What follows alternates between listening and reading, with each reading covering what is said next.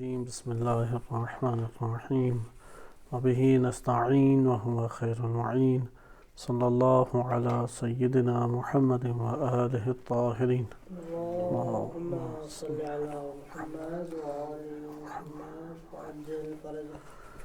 قرآن کریم کی آیات سے ماہ مبارک رمضان کی مناسبت سے موضوع آپ کی خدمت میں پیش کیا جا رہا تھا گمان اور خوش فہمیاں از قرآن کریم۔ آج کے دن شب قدر کی پہلی رات ہے اور اس رات کے فضائل، اس کے اعمال اگرچہ آپ اس سے واقف ہوں گے لیکن اس کے ایک تذکر کے طور پہ کہ اپنے نفس کو پہلے اس کا تذکر ہے اور اس کے ساتھ ساتھ اس کا ذکر کرنا اس لیے اہمیت کا حامل ہے کہ قرآن کریم نے خصوصی طور پہ لیلۃ القدر کی قیمت اور اہمیت کو اجاگر کیا ہے۔ ماہ مبارک رمضان کو ربیع القرآن قرار دیا گیا ہے کہ قرآن کی یہ بہار ہے، اور جیسے جیسے دن آگے بڑھتے جاتے ہیں اس طرح سے انسان اس کی بلندیوں اور اس کی عظمت کے اوپر فائز ہوتا چلا جاتا ہے۔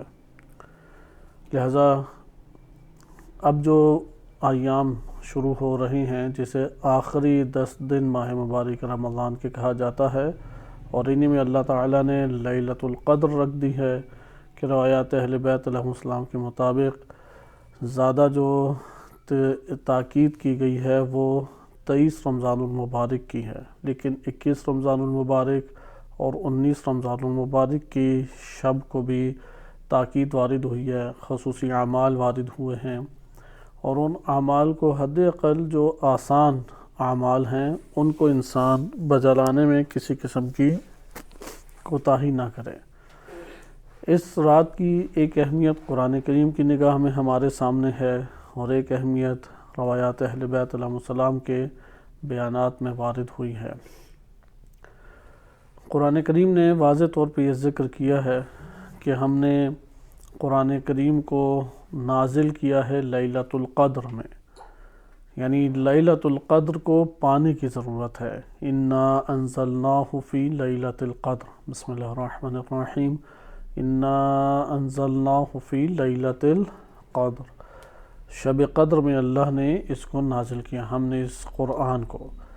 مفسرین میں ایک بڑا طبقہ اس بات کا قائل ہے کہ شب قدر میں جو قرآن نازل کیا گیا ہے وہ جمعی صورت میں ہے، یک بارگی پورا کا پورا قرآن قلب رسول صلی اللہ علیہ وسلم کو عنایت کیا گیا، اور اس کے بعد پھر ایک نزول تدریجی ہے۔ بس قرآن کریم کے اکثر بیشتر مفسرین کی نگاہ میں 2 نزول ہیں، ایک نزول جمعی و یک بار کی ہے اور ایک نزول قرآن کریم کا تدریجی اور مناسبات کے ہمراہ ہے۔ جو یک بارگی اور جمعی صورت میں قرآن نازل کیا گیا وہ یہی لیلۃ القدر کی رات ہے، اور اسی رات کی طرف اشارہ کرتے ہوئے سورہ بقرہ میں ارشاد ہوتا ہے شہر رمضان الذی انزل فیہ القرآن ھدی للناس وبینات من الھدی والفرقان، کہ یہ شہر رمضان ہے جس میں قرآن نازل کیا گیا۔ دوسری خصوصیت یہ ہے کہ وما ادراک ما لیلۃ القدر، کہ لیلۃ القدر کیا ہے۔ معنی اس کا یہ ہے کہ لیلۃ القدر ادراک سے تعلق رکھتی ہے چیز، یعنی اس رات کو درک کرنے کی ہمیں کوشش کرنی چاہیے۔ بہت قلیل افراد ہیں کہ جو رات کو درک کر پاتے ہیں۔ ایک دفعہ ہے کہ ہم اپنے جسم کے اعتبار سے اپنے زمان گزرنے کے ساتھ ساتھ چار ناچار اس رات کو اپنے آپ کو حاضر کر لیتے ہیں، کیونکہ اس کے علاوہ رات سے فرار کر کے تو کہیں نہیں جا سکتے، تو یہ رات کو پانا نہیں ہے۔ وما ادراک ما لیلۃ القدر، یعنی انسان کا فقط اور فقط اس رات میں موجود ہونا کرۂ ارض کے اوپر یہ پانا نہیں ہے۔ اس کے ادراک کے مختلف حوالوں سے تشریح کی گئی ہے، اور بلا شک و شبہ یہ ادراک حجت کبریٰ علیہ السلام کے بغیر حاصل نہیں ہو سکتا۔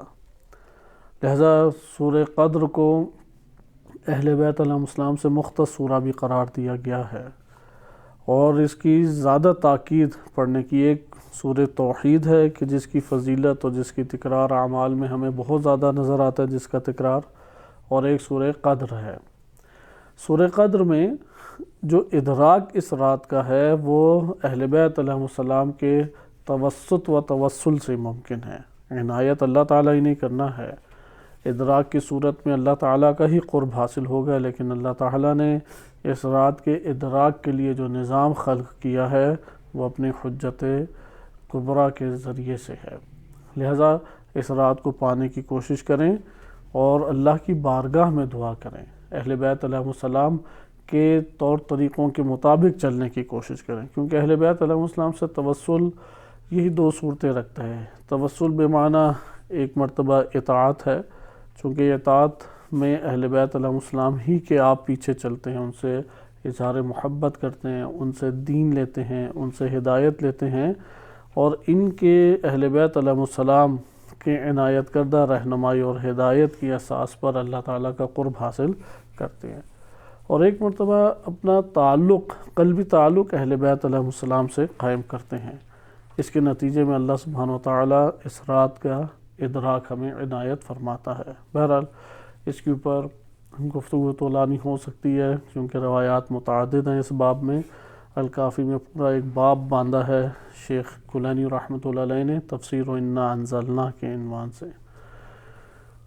اس میں تیسری خوبی یہ ہے کہ لیلۃ القدر خیر من الف شہر، کہ اگر 1000 راتوں کا کوئی اہتمام کرے اور عبادات انجام دے، اور ان سب عبادات کا جو اجر و ثواب اور جو رسائی اعلیٰ مقامات تک ہے اس کو ایک پلڑے میں رکھے، اور اس رات کی عبادت کو، اور اس رات جو اللہ تعالیٰ کی بارگاہ میں کوشش اس نے کی ہے اس کو ایک پلڑے میں رکھے، تو یہ وزن سے نیچے آ جائے گا، اس کی قیمت زیادہ ہے۔ یعنی گزشتہ قوموں میں جو عابد، جو عبادت گزار، زاہد، متقی، وہ 1000 سال، 1000 مہینے جو عبادت انجام دے کے جس جگہ تک پہنچتے تھے یا جو حاصل کرتے تھے، اس امت میں ایک فرد اس رات کو حاصل کر کے، اس رات کو پا کے، اس رات میں تگ و دو سے یہ کوشش کر کے وہ مقام حاصل کر سکتا ہے۔ لہذا لیلۃ القدر خیر اس میں تفضیل کا صیغہ ہے، اور ہم جانتے ہیں کہ اس میں تفضیل 2 صاحب فضیلت چیزوں میں کمپیریزن یا تقابل کے معنی میں آتا ہے، یہ بتانے کے لیے کہ اس چیز میں دوسرے کی نسبت یہ چیز زیادہ پائی جاتی ہے۔ مثلا اگر ایک شخص 2 بہادر شخص ہیں لیکن ایک زیادہ بہادر ہے، تو ہم کہیں گے کہ اشجع من ھذا الرجل، یہ اس شخص سے زیادہ بہادر ہے۔ اب دوسرے کو بزدل نہیں کہہ رہے، دونوں ہی بہادر ہیں۔ لہٰذا بقیہ راتیں بھی ہیں کہ جو عبادت آپ انجام دیتے ہیں ان راتوں میں وہ اجر و ثواب رکھتا ہے۔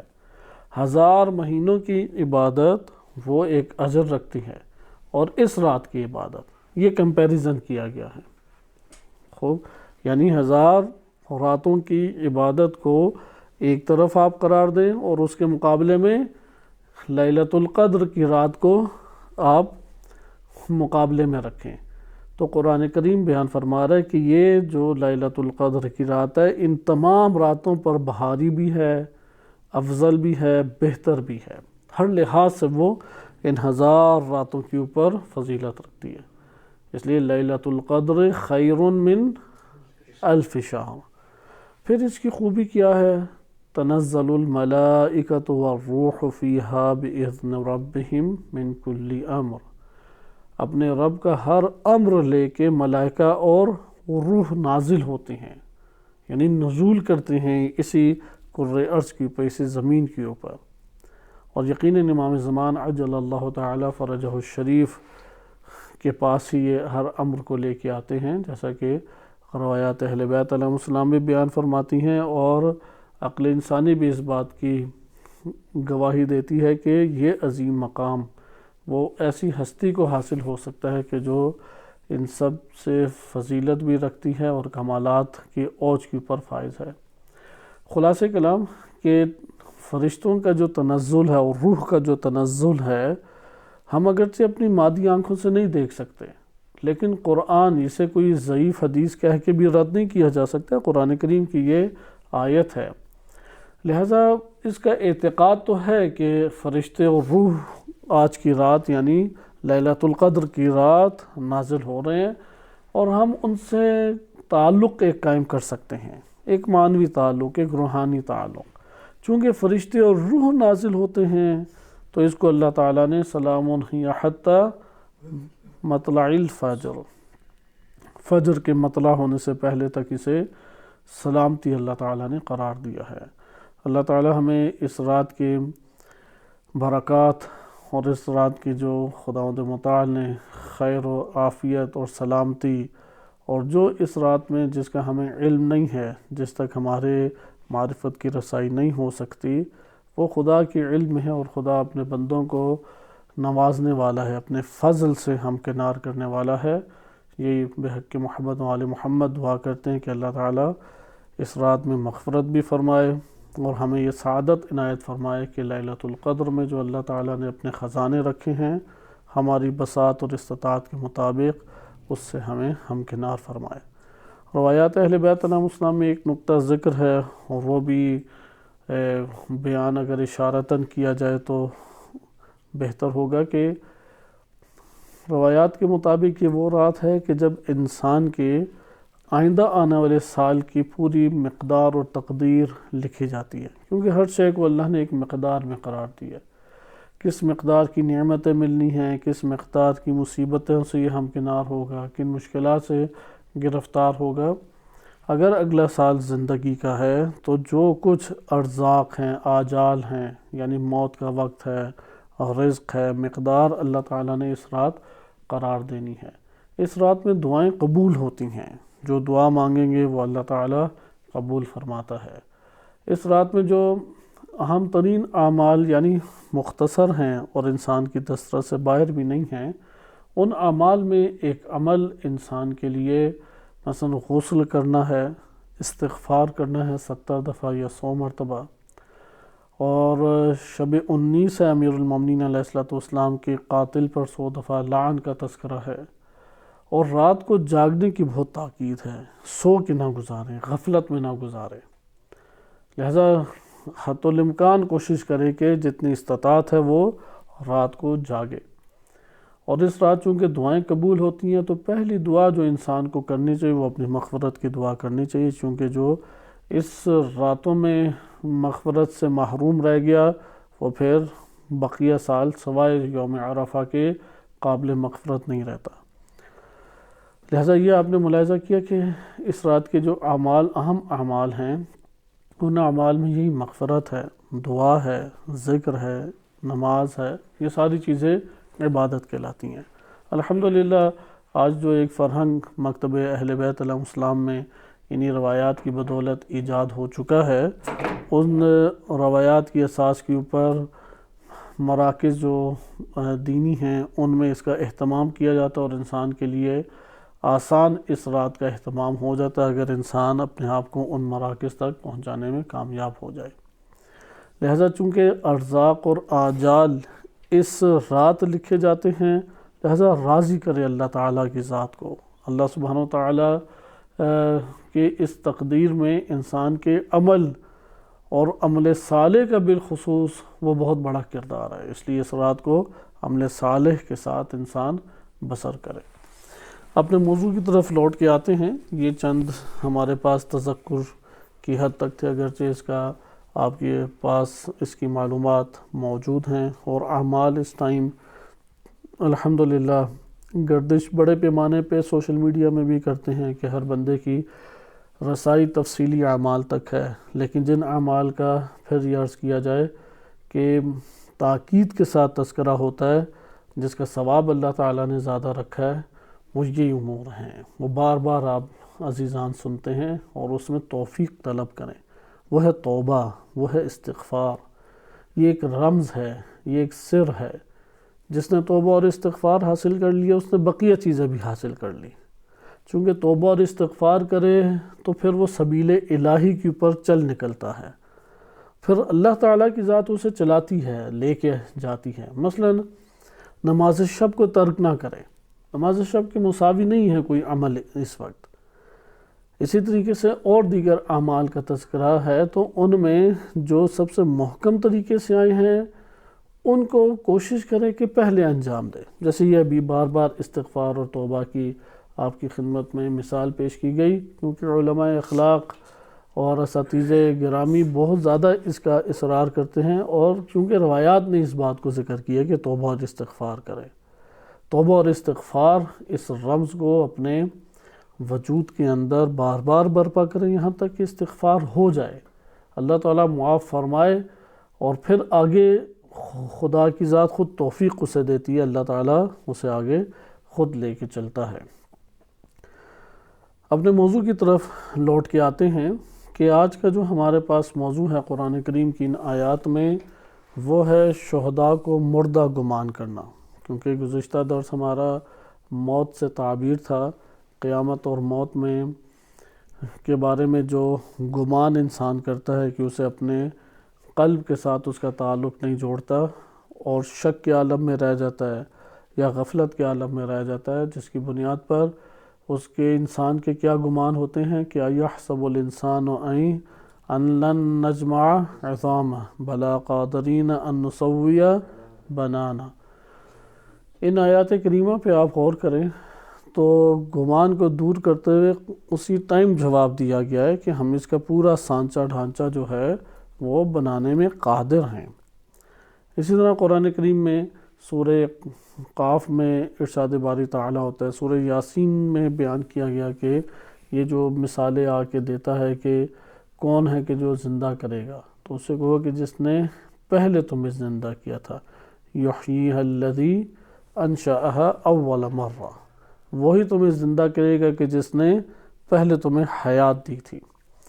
حیات اور ممات ایک الگ بحث ہے، ہم اس طرف نہیں آئے کہ حیات سے کیا معنی مطلوب ہے اور موت سے کیا معنی مطلوب ہے، شاید ابھی اس شہداء کی بحث میں ہم تھوڑا سا اس کا تذکرہ کریں کیونکہ یہ ایک طولانی گفتگو ہے، لیکن اس جگہ پہ ہم نے اس بات کو واضح طور پہ باور کیا کہ قرآن کریم اس زندگی کی موت اور اس موت کے بعد ایک نئی حیات کا درس دیتا ہے، اور اسی ضمن میں ہم نے وہ روایت بھی جو معتبر احادیث میں شمار ہوتی ہے کہ امام باقر علیہ السلام سے ہے کہ امام فرماتے ہیں تم یہ سمجھتے ہو کہ تم اس زمین پہ بشر ہو، 1,00,000 عالم گزر چکے ہیں اور 1,00,000 آدم بھی گزر چکے ہیں، لہٰذا یہ سنت الہیہ جاری رہے گی، اور اللہ تعالیٰ کی جیسے عرفا ذکر کرتے ہیں کہ تجلی میں تکرار نہیں ہے، آپ کو کائنات میں تکرار نظر نہیں آئے گا، جسے آپ تکرار سمجھتے ہیں وہ اختلاف کے ہمراہ آپ کو ایک مشابہ عمل دکھائی دے رہا ہے۔ مثلا اگر آپ 2 مرتبہ بھی ہاتھ ہلاتے ہیں تو دوسری دفعہ آپ نے جو ہاتھ ہلایا ہے وہ پہلے کی طرح نہیں ہے، کیونکہ جب دوسری دفعہ آپ نے ہاتھ ہلایا زمان اور مکان ہر 2 گزر چکے ہیں، زمین گردش میں ہے یا نہیں، جب پہلے ہاتھ ہلایا تھا تو اس کی گردش میں پیچھے تھی، دوسرے ہاتھ میں آگے ہے، زمانہ بھی گزر چکا ہے، پہلے جب ہاتھ لگایا تھا وہ زمان الگ ہے، اب جو ہاتھ ہلایا وہ زمان بعد میں ہے۔ پھر فعل بھی 2 ہے، تکرار جسے آپ کہہ رہے ہیں، فعل پہلے والا فعل سبقت رکھتا ہے اور یہ فعل مؤخر ہے، لہٰذا ہو نہیں سکتا کائنات میں کوئی چیز تکرار۔ ہاں بعض اوقات انسان یہ کہہ دیتا ہے کہ جریان اور استمرار کو تکرار سے تعبیر کر دیتا ہے، صحیح ہے، جریان اور استمرار کو کیا کہتا ہے، تکرار کا نام دے دیتا ہے، لہذا کائنات کے اندر تکرار موجود نہیں ہے، یعنی یہ صورت موجود نہیں ہے جیسے حوض میں آپ دیکھتے ہیں پانی اوپر گر رہا ہے، نیچے آتا ہے، پھر نیچے سے پھر دوبارہ موٹر اسے اوپر پھینکتی ہے، اس طرح سے سرکل نہیں چل رہا۔ لہذا آپ اگر ایک پانی دیکھتے ہیں، بالفرض آپ رات کے ٹائم جب 14ویں کا چاند ہو، کسی پانی کے ایک جم جو پانی ہے اس کے سامنے مثلا نہر ہے یا چشمہ ہے یا حوض ہے یا ایک ذخیرہ پانی کا آپ کے سامنے موجود ہے، آپ رات کے اندھیرے میں چاند اس کے اوپر پڑ رہا ہے، چاندنی پھیلی ہوئی ہے، سامنے اگر اس کے کھڑے ہوں اور اس ذخیرے سے پانی آگے جا رہا ہے تو آپ کو چاند نظر آئے گا یا نہیں آئے گا؟ اب یہ جو چاند نظر آ رہا ہے تو مسلسل ایک ہی جگہ پہ چاند بنا یا نہیں؟ اور پانی جو ہے وہ یکساں طور پہ وہی پانی ہے یا نہیں؟ یہاں پہ اگر آپ دقت کریں تو نہ چاند وہ پہلے والا ہے، ہر لحظہ چینج ہو رہا ہے۔ وہ جو پانی گزر گیا دوبارہ پانی ادھر آتا ہے واپس، جو پہاڑ سے نکل رہا ہے، جو دریا میں بہہ رہا ہے، ریورس تو پانی کبھی نہیں ہوتا۔ لہذا تجلی الہی میں تکرار ممکن نہیں ہے، موجود ہی نہیں ہے۔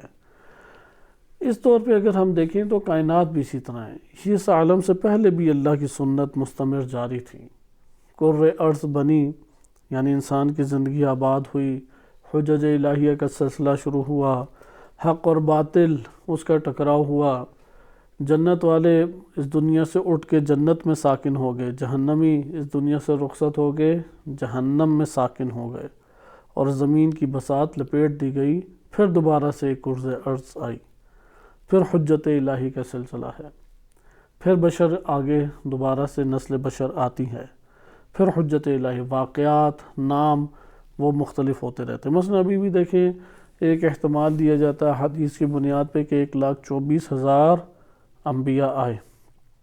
ہمارے سامنے کتنے کی وضاحت ہے؟ ہمارے پاس بہت قلیل، بلکہ نام جو آئے ہیں وہ 26 یا 27 نام ہیں، شاید قرآن میں 26 ہیں یا 25 ہیں، اور ایک دو آپ احادیث کی اساس کے اوپر قرار دے دیں۔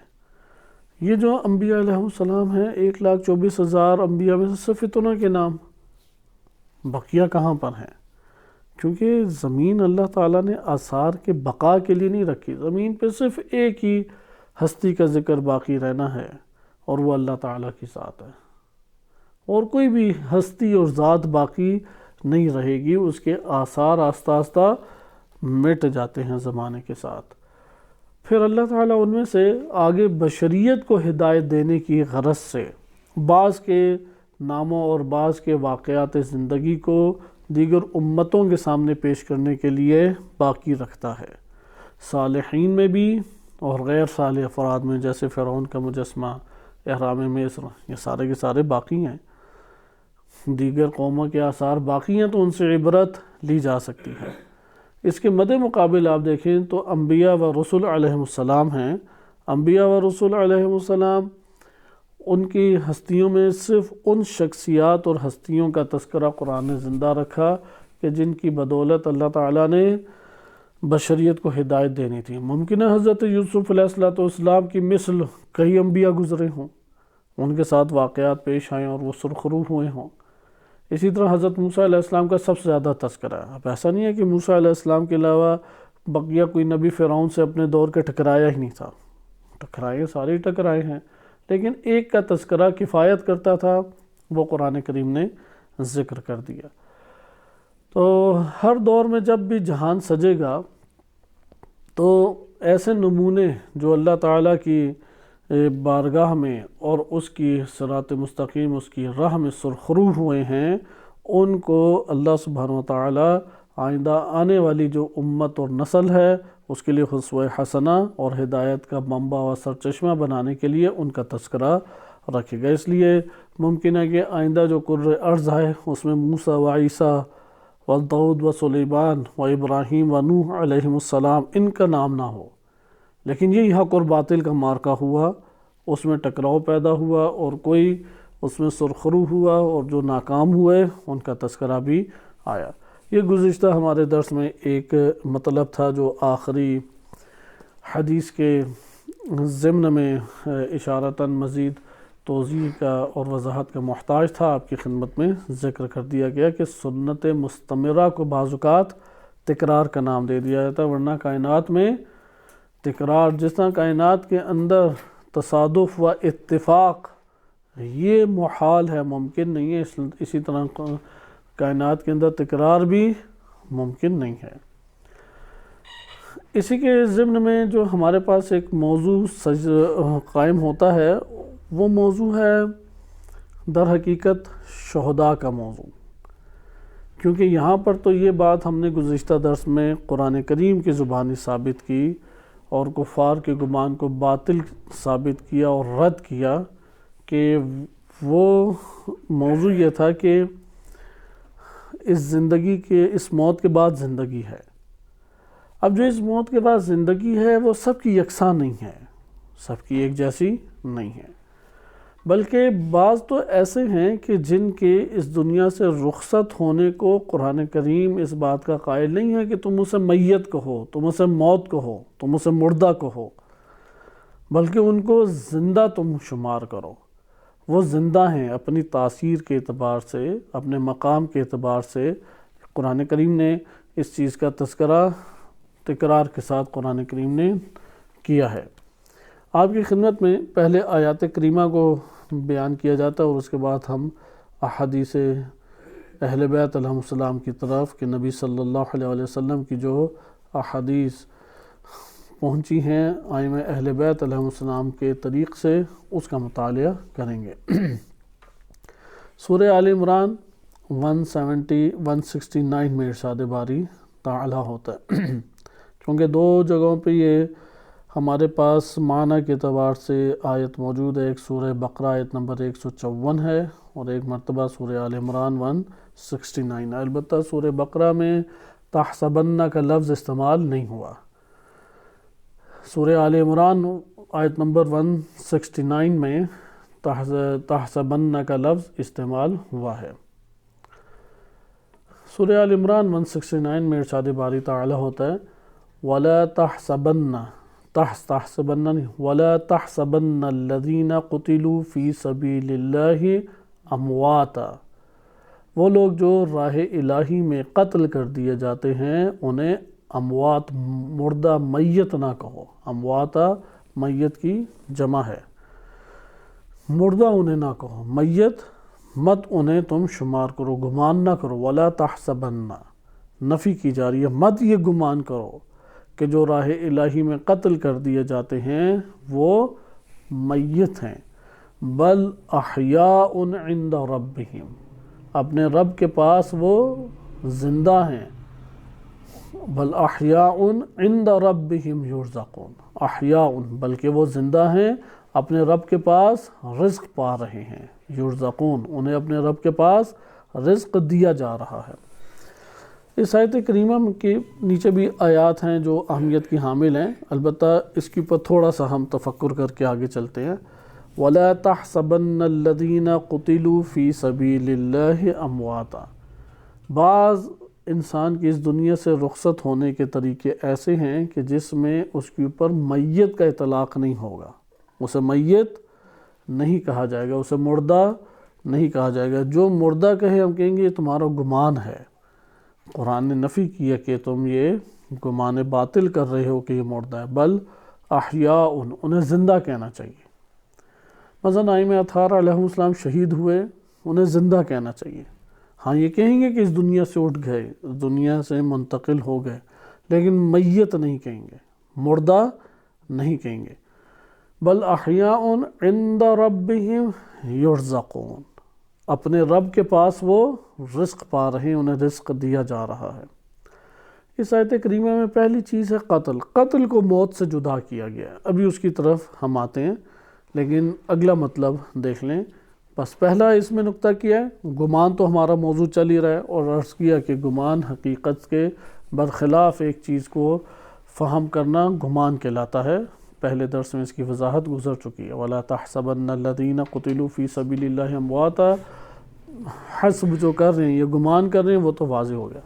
دوسرا ہمارے پاس نقطہ کیا، قتل اور موت میں قرآن نے فرق کیا۔ نمبر 3، فی سبیل اللہ، اگر کوئی راہ الہی میں قتل ہو، اگر راہ الہی میں قتل نہیں ہوتا تو ہر قتل ہونے والا شخص اس کے آپ میت ہونے کے قائل نہیں، یعنی ادھر یہ جو گمان کیا جائے، گمان کی نفی کی جا رہی ہے وہ کس کے لیے، جو راہ الہی میں قتل کیا جائے۔ جو راہ الہی میں قتل نہیں ہوتا اس کے لیے یہ حکم بھی احیاء ان کا نہیں ہوگا۔ بس ادھر کس قید کے ساتھ مقید کیا گیا اس حکم کو، فی سبیل اللہ، اس کی اوپر دقت ہونی چاہیے۔ مثلا ویسے تو ہر کوئی اپنے طور پہ بے نام جہاد اور بے نام فی سبیل اللہ نکل کے دہشت گردی پھیلاتا ہے، جیسے داعش ہیں، طالبان ہیں، بوکو حرام افریقہ میں تھے، آج بھی پاکستان کے اندر مختلف بم دھماکے افغانستان سے آئے ہوئے دہشت گرد وہ کرتے ہیں اور اسے اپنے طور پہ جہاد کا نام دیتے ہیں، فورسز کے اوپر، پولیس کے اوپر، قومی اداروں کے اوپر، جو ایک اسلامی ریاست میں امنیت کو بحال کرنے کے لیے ادارے بنائے گئے ہیں، جس کی عقل و شرع ہر کوئی ان اداروں کے اعتبار سے اداروں کی تائید کرتا ہے، اگرچہ اداروں کے اندر جو سازشی عناصر ہیں یا مجرمانہ عناصر ہیں کوئی بھی اس کی حمایت نہیں کرتا، لیکن ہر جرم اور ہر لاقانونیت اس کو گرفت میں لینے کے لیے بالآخر قانون کا سہارا لینا ہی وہ عقل و شرع کے عین مطابق روش اور طریقہ کار بنتا ہے۔ لیکن ایسے آتے ہیں دہشت گرد اور وہ اپنے آپ کو جہاد کے نام کے اوپر، فی سبیل اللہ کے نام کے اوپر، سبیل شیطان کے اوپر حقیقت میں عمل کرتے ہوئے وہ امت اسلامیہ کو تباہ و برباد کرتے ہیں۔ اس لیے اس طرف توجہ رہنی چاہیے کہ ہر قتل ہونے والا نہیں، بلکہ کس کے اوپر؟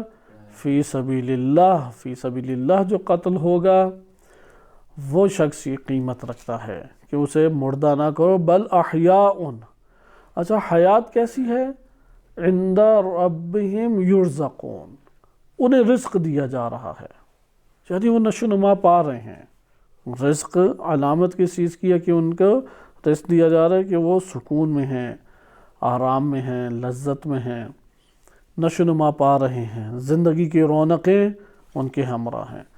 اس کے بعد کی آیات کو بھی ملاحظہ کریں، فرحین بما آتاہم اللہ من فضلہ، وہ خوش ہیں اس کے اوپر جو اللہ نے اپنے فضل سے انہیں عطا کیا ہے، وَيَسْتَبْشِرُونَ بِالَّذِينَ لَمْ يَلْحَقُوا بِهِم مِّن خَلْفِهِم، اور اپنے پیچھے دنیا میں جن مومنین کو چھوڑ گئے ہیں ان کو جو ابھی ملحق ان کے ساتھ نہیں ہوئے، دنیا میں جو مومنین ابھی ان سے ملحق نہیں ہوئے انہیں بشارت دے رہے ہیں، یستبشرون، انہیں بشارت دے رہے ہیں۔ یہ تاج و اور چیز ہے کہ کس طرح سے بشارت دے رہے ہیں، شہید کا وجود ہی ایک بشارت اور ایک نوید اور ایک امید ہے۔ شہید جو ہے وہ جو ابھی ملحق نہیں ہوئے ان کے پیچھے انہیں بشارت دے رہا ہے کہ جلد آؤ، اللہ تعالیٰ نے اپنے فضل سے جو ہمیں عطا کیا ہے وہ فرح میں آنے والا ہے، انسان فرح میں آ جائے گا۔ وَيَسْتَبْشِرُونَ بِالَّذِينَ لَمْ يَلْحَقُوا بِهِم مِّن خَلْفِهِم، اور انہیں بشارت کس چیز کی ہے؟ ایک تو خوش ہیں، بشارت کیا ہے؟ اللہ خوف علیہم ولا هم يحزنون، نہ ان پر خوف ہے نہ کوئی حزن کی بات ہے، وہ یہی کہ فرحین کہ جو اللہ تعالیٰ کی طرف سے تمہیں ملنا ہے وہ حزن اور غم تمہارا دور کر دے گا، وہ پریشانی دور کر دے گا، اس لیے بشارت یہ شہید دیتے ہیں۔ اور کیا ہے آگے کہ یستبشرون بنعمت من اللہ وفضل، اور اللہ کی نعمت سے اور اس کے فضل سے وہ بشارت دے رہے ہیں، وَأَنَّ اللَّهَ لَا يُضِيعُ أَجْرَ الْمُؤْمِنِينَ، مومنین کا اجر اللہ ضائع نہیں کرتا۔ یہ آپ نے ملاحظہ کیا کہ یہ پہلی آیت ہمارے پاس تھی، لیکن ادھر تین مطلب سمجھنے کے قابل ہیں۔ حسب کے بعد راہ الہی، قتل اور موت میں فرق، نمبر 2 راہ الہی، نمبر 3 اپنے رب کے پاس رزق کا پانا۔ ہم پہلے 2 کے اوپر گفتگو مختصر کریں گے، لیکن اس سے پہلے ہم سورہ بقرہ میں جو موجود ہے آیت اس کو بھی مطالعہ کر لیں۔ سورہ بقرہ میں ارشاد باری تعالیٰ ہوتا ہے وَلَا تَقُولُوا لِمَنْ يُقْتَلُ فِي سَبِيلِ اللَّهِ أَمْوَاتٌ بَلْ أَحْيَاءٌ وَلَكِنْ لَا تَشْعُرُونَ۔ اس آیت کریمہ میں اگرچہ تحسبن کا نہیں آیا، لیکن ادھر نہیں کی گئی ہے، ادھر حذف سے آگے۔ پہلے میں تو حذف کا تھا کہ تم گمان یہ کرتے ہو، اب ادھر قرآن کہہ رہا ہے کہ حکم دے رہا ہے۔ اب حکم مولوی ہے، حکم ارشادی ہے، یہ فقہاء اور اصولیوں کی ایک بحث نکل جاتی ہے۔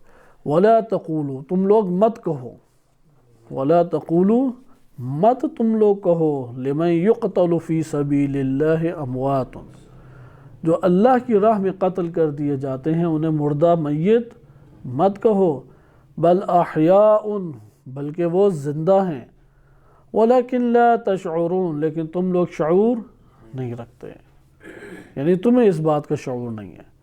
یہاں پہ ہمیں یہ پتہ لگا کہ گمان کیوں وہ یہ کر رہے تھے۔ وہ جو سورہ آل عمران میں آیا وَلَا تَحْسَبَنَّ الَّذِينَ، ان کا یہ کیوں گمان تھا کہ یہ جو اللہ کی راہ میں قتل ہوئے یہ بھی میت ہیں، کیونکہ وہ شعور نہیں رکھتے ان کی زندگی کا. چونکہ شہید کی زندگی کا شعور نہیں رکھا جاتا، اس وجہ سے گمان کیا کرنے لگ جاتے ہیں کہ یہ شخص اور یہ جو عام بستر کے اوپر مرا ہے دونوں برابر ہیں. اور یہ گمان ہے، قرآن اسی گمان کو توڑتا ہے. جس معاشرے کے اندر دونوں یکساں سمجھے جانے لگ جائیں وہاں پہ پھر شہادت کی طرف کوئی مائل نہیں ہوتا، شہادت کی طرف کوئی رغبت اختیار نہیں کرتا.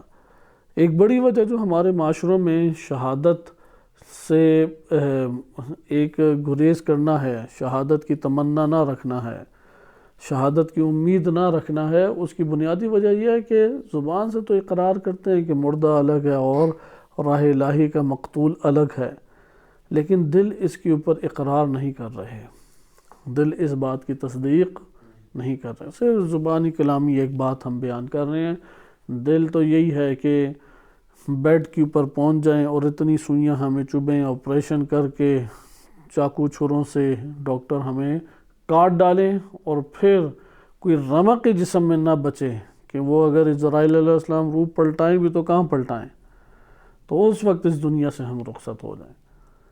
انسان اپنے ذہن میں اسی طرح کا پلان بنائے ہوتا ہے. یہ ہے موت سے فراری.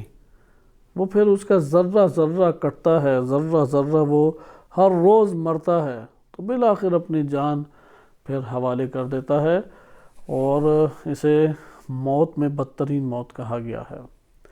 لہذا شہادت کی آرزو کئی چیزوں کا پیغام لاتی ہے. مثلا حب دنیا اسے نہیں ہے. اس کی نظر میں جو مقامات عالیہ ہیں، وہ کمالات انسانی ہیں، وہ اس کی نظر میں حقیقت رکھتے ہیں. یہ غافل دنیا کے مدہوش لوگوں کی مانند نہیں ہے.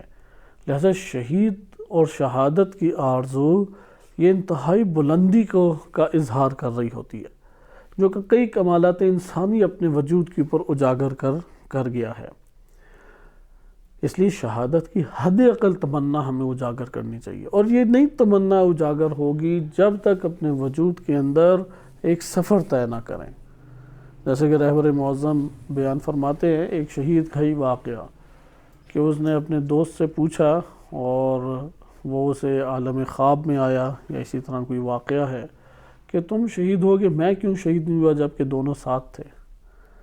تو اس نے کہا تھا کہ شہید ہونے کے لیے پہلے اپنے وجود کے اندر جو باڑ لگی ہوئی ہے اس کو عبور کرو، تب یہ والی باڑ عبور ہو جائے گی. یعنی تم وجود میں نہیں ہو شہید، جو اپنے وجود میں شہید ہوتا ہے وہ شہادت سے بغلگیر ہوتا ہے، وہ ذوق، جذبہ، شوق، رغبت اس طریقے سے شہادت کی طرف آگے بڑھتا ہے. لہذا یہ مطلب آپ کے لیے آشکار ہوا کہ قتل ہونا اور موت، یہاں پہ بھی کس چیز کی نفی کی گئی ہے؟ وَلَا تَقُولُوا لِمَن يُقْتَلُ فِي سَبِيلِ اللَّهِ أَمْوَاتٌ بَلْ أَحْيَاءٌ وَلَكِنْ لَا تَشْعُرُونَ. شعور نہیں ہے، شعور نہ ہونے کی وجہ سے گمان ہے. ابھی اس کو فوکس اس کے اوپر کریں، شعور نہ ہونے کی وجہ سے گمان ہے. سوال ادھر اب ہم ابھارتے ہیں، کیونکہ بقیہ کلمات کی تشریح وہ طولانی بھی ہے اور ہمارے پاس اتنی فرصت بھی نہیں ہے. اگر ہو سکے انشاءاللہ اگلے درس میں اس کا پھر کسی حد تک جائزہ لیں گے اور کوشش کریں گے کہ آیات اور روایات کی بدولت معنی کو ذکر کیا جائے. وَإِلَّا حق تو یہ ہے کہ وہی افراد ان موضوعات کے اوپر گفتگو کرنے کے حقدار ہیں کہ جو اپنے وجود میں واقعاً اللہ کی بارگاہ میں شہید ہو چکے ہیں، یہاں تک کہ منتظر ہیں کہ کب راہ الہی میں عملی طور پہ شہادت سے ہمکنار ہوتے ہیں. شعور کا نہ ہونا کس بات کی علت بن جاتا ہے کہ کیا اس کا نتیجہ نکلتا ہے؟ گمان، باطل گمان کا. مثلا ہمیں بہت ساری چیزوں کے شعور نہ ہو تو ہم کیا باطل گمان کر بیٹھتے ہیں. یعنی مثلا اگر کسی بندے کو یہ شعور نہ ہو کہ زمین حرکت میں ہے تو کیا گمان کرے گا؟ زمین کیا ہے؟ ساکن ہے، بے حرکت ہے. جو زمین کو ساکن اور بے حرکت قرار دیتا ہے عالم افلاک کی مناسبت سے، سیارہ جات کی مناسبت سے، تو کیا ہم اسے قرار دیں گے یہ بے شعور ہے؟ صحیح؟ بے شعور انسان ہے. اسی طرح قرآن نے ذکر کیا ہے یہ جو تمہیں پہاڑ نظر آ رہے ہیں اب اس زمین کی حرکت کی ہی بات اگر آ گئی تو آپ ان پہاڑوں کی طرف نگاہ اٹھا کے دیکھیں تو ہمیں پہاڑ کیا دکھائی دیتے ہیں؟ بھاگ رہے ہیں یا آرام سے کھڑے ہیں؟ اس لیے قرآن نے ذکر کیا ہے وَتَرَى الْجِبَالَ، تم پہاڑوں کو دیکھتے ہو، پھر کیا گمان کرتے؟ تَحْسَبُهَا جَامِدَةً، تم یہ گمان کر رہے ہوتے کہ یہ پہاڑ جامد ہیں، اپنی جگہ پہ کھڑے ہیں، وَهِيَ تَمُرُّ مَرَّ السَّحَابِ، یہ کوئی روایت نہیں ہے کہ ضعیف قرار دے کے آپ ادھر ادھر آگے پیچھے کر دیں۔ سورہ نمل آیت نمبر 88 نمبر ہے۔ اس دنیا میں بعض اوقات انسان ایسے شعور نہ ہونے کی وجہ سے گمان کر رہا ہوتا ہے۔ شہید کا بھی یہی ہمارے ساتھ سامنے عمل دخل ہے کہ شہید کی زندگی، اگر شہید کے بارے میں یا راہ الہی میں مقتول اور قتل کے بارے میں شعور نہ ہو تو کیا گمان کریں گے ہم؟ میت، مردہ۔ جو میت اور مردہ ہو وہ نشو و نما کا باعث نہیں ہے، وہ ویرانی کا باعث ہے، وہ موت کا باعث ہے، وہ رونق کے چلے جانے کا باعث ہے، وہ فنا کا باعث ہے۔ لیکن شہید امتوں میں کیا کرتا ہے؟ شہید تو امتوں میں رونق بخشتا ہے، شہید تو معاشروں کو ایک زندگی بخشتا ہے، خوبصورتی کو لے کے آتا ہے، بقا کا ضامن بن جاتا ہے۔ جیسا بھی آپ دیکھیں کہ کوئٹہ میں بلوچستان میں حملہ کیا دہشت گردوں نے، چند سرباز تھے جنہوں نے وہاں پہ حفاظت کی اور شہید ہو گئے۔ اب ان کی اس شہادت کی وجہ سے وہ پوری بیس بچ گئی، جو بھی ہمارے اداروں کے یا قومی ایک سرمایہ تھا، ہمارے وطن کی بھی حفاظت، کسی بھی اسلامی ریاست کی حفاظت اسی طرح سے ہے۔ اسی طرح اہل بیت علیہ السلام کے حرم کے اوپر جب شیطانی اور ابلیسی سازشوں کا شکار نادان افراد نے حملہ آور ہوئے، حملے کیے، تو اہل بیت علیہ السلام کے پیرو جو تھے اور ان سے محبت رکھتے تھے، وظیفہ اپنا سمجھتے تھے، وہ سیسا پلائی ہوئی دیوار بن گئے۔ اس کی وجہ سے دیکھیں صرف اہل بیت علیہ السلام کے حرم نہیں، اسلامی ممالک کی سرحدیں اور ان کے معاشرے وہ باقی رہ گئے۔ اگر یہ دہشت گرد، ابھی تو ان کے ہاتھ میں کوئی ریاست نہیں ہے، پوری دنیا کو انہوں نے عذاب میں مبتلا کیا ہوا ہے، پوری دنیا کو۔ جیسے آپ دیکھیں آئے روز پاکستان میں کبھی بلوچستان، کبھی خیبر پختونخوا، کبھی ایک بارڈر پہ، کبھی دوسرے بارڈر پہ، آئے روز وہ بڑے پیمانے پہ افراد کو شہید کر رہے ہیں، قتل و غارت کا نشانہ بنا رہے ہیں، دہشت گردی کی بھیڑ چڑھا رہے ہیں۔ ابھی ان کے پاس ایک ریاست نہیں ہے۔ اگر خدا نخواستہ ان کے پاس ایک ریاست آ جاتی تو پھر کیا ایک ملک مثلا عراق اور اہل بیت علیہ السلام کے حرم انہوں نے ہی نابود ہونا تھا؟ نہیں، صرف انہوں نے نابود نہیں ہونا تھا، نہ ایران باقی ہوتا، نہ پاکستان، نہ افغانستان، نہ ترکی، نہ کوئی اور ملک، یہ سارے کے سارے ملک جانے تھے۔ لہٰذا آپ نے ملاحظہ کیا کہ ان شہداء نے اپنی زندگی کو قربان کر کے، ایثار دکھاتے ہوئے راہ الہی میں اللہ سبحانہ وتعالیٰ کی رضا کی خاطر دفاع کے وظائف انجام دیے، جس کے نتیجے میں دیکھیں شہید وہ ریاستوں کی بقا کا باعث بن گیا، وہ اسلامی معاشرے کی زندگی کا باعث بن گیا۔ اس لیے مردہ جو ہو جاتا ہے وہ تو موت کا سما ایک برپا کرتا ہے، شہید تو موت کا سما برپا نہیں کرتا، وہ تو قوموں کو عزت عطا کر کے جاتا ہے، وہ قوموں کو زندگی عطا کر کے جاتا ہے، وہ قوموں کو ایک زندگی کی رونقوں کے ساتھ ساتھ بقا بجائے فنا کے بقا عنایت کر کے جاتا ہے۔ لہٰذا ایک جگہ یا ایک ریاست یا ایک معاشرے کی زندگی، ایک معاشرے کی بقا، ایک معاشرے کا کمال، ایک معاشرے کے اندر رونقوں کا وجود، وہ کس کے سہارے ہے؟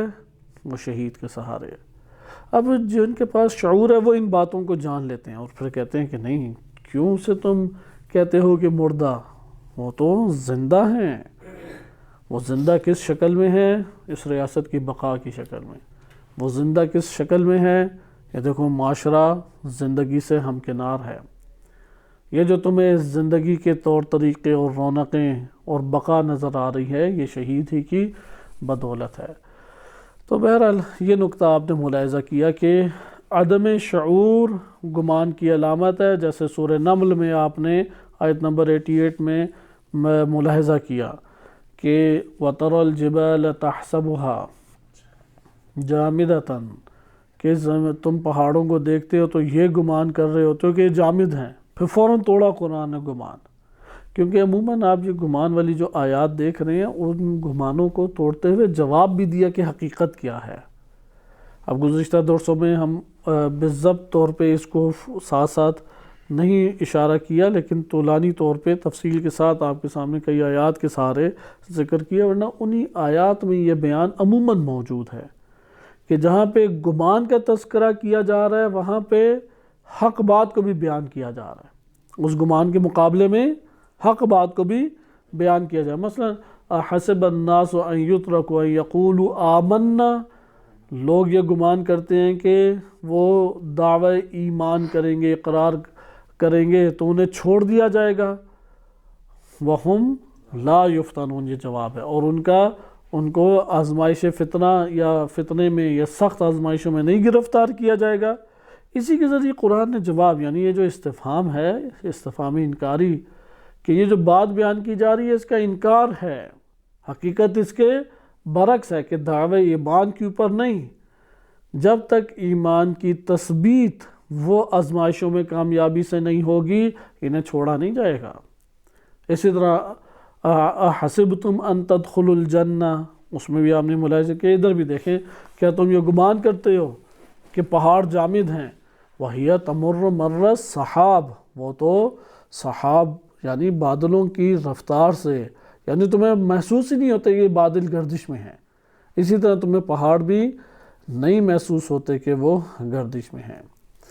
یہ ایک نقطہ ہو گیا ہمارے پاس کہ شعور نہیں ہے، اس کی بنیادی وجہ کیا ہے کہ معرفت اور معلومات نہیں ہیں۔ نمبر 2، شعور میں ایک حائل رکاوٹ ہے حواس کے اوپر زندگی بسر کرنا، گزشتہ درس میں بھی یہ ہمارے سامنے اجاگر ہوا، اور یہ ہر گمان میں یہ نقطہ اپنی جگہ موجود ہے، جتنے گمان ہم نے پڑھے ہیں ان میں یہ نقطہ موجود ہے کہ جو حواس کے اوپر زندگی بسر کرتے ہیں تو وہ چونکہ شعور کا تعلق عقل سے ہے، شعور کا تعلق قلب انسانی سے ہے، شعور جو ہے وہ نفس سے تعلق رکھتا ہے، لہٰذا حواس پر جو زندگی بسر کرتا ہے وہ یکساں ہی سمجھے گا، وہ کہے گا یہ دیکھو امام حسین علیہ السلام یہ بے گور و کفن جو ہیں وہ زمین کے اوپر موجود ہیں، اب حرکت نہیں کر سکتے، دیکھو ان کے گلا بھی کاٹا جا رہا ہے، تو ان میں بھی کوئی بدن میں حرکت نہیں ہے، اور ایک جو میت ہوتی ہے اس میں بھی حرکت نہیں ہے،